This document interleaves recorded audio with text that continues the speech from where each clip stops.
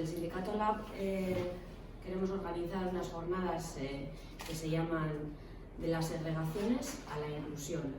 Unas jornadas que se enmarcan en un proceso interno del sindicato donde hemos tenido como objetivo, por un lado, formarnos a nosotras mismas en cuanto a este tema, plantear soluciones y alternativas para Euskal Herria y compartir con otros agentes educativos el diagnóstico y solución. En este caso, queremos poner la mirada o el foco en el fenómeno de la segregación por origen, raza y situación socioeconómica, sabiendo que muchas veces se entrelaza con otras segregaciones, la segregación lingüística, por religión, por género o por el tratamiento de la diversidad funcional. Estas segregaciones las enmarcamos en un sistema heteropatriarcal, capitalista y colonialista. Decimos que son sistémicas y que son estructurales y que derivan de ello y nos impregnan a todas de nosotras. Por eso es necesario afrontarlo desde una mirada y lectura decolonial, antirracista y de izquierdas, situado en un contexto concreto que es Euskal Herria.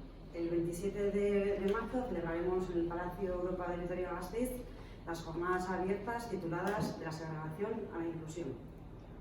En ella, representantes de la Asociación de Mujeres Gitanas Feministas AMUGE, la Plataforma Educativa de Hernani y la Comunidad Educativa Aranguizkarra explicarán el trabajo que están realizando para superar esta segregación.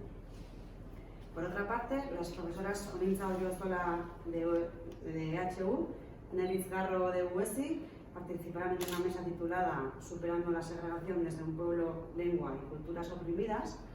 Y a continuación, Toni Caseres, de la intersindical CSC, nos hablará del protocolo de acogida que existe en Cataluña y la política y activista feminista y antirracista Diana Urrea narrará la experiencia vivida cuando se trasladó de Colombia a Euskal Herria. Los que invitamos a diferentes agentes de Euskal Herria para participar en las jornadas, a toda esa gente que esté interesada y nada, pues hay una página para inscribirse.